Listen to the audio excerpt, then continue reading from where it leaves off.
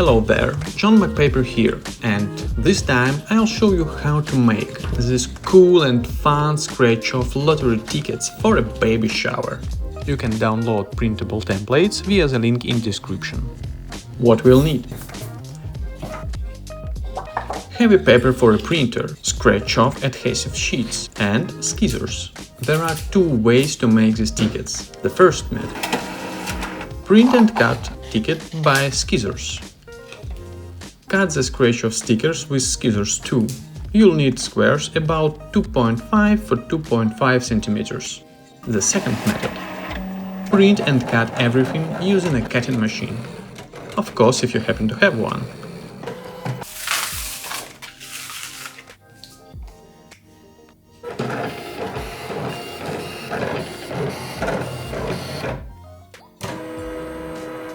The final step is to stick the scratch-off stickers onto the ticket.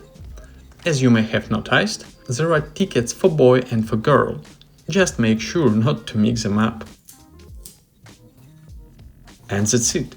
Thanks for watching. If you like the idea, let me know in the comments. And don't forget to subscribe to the channel, so you don't miss new videos.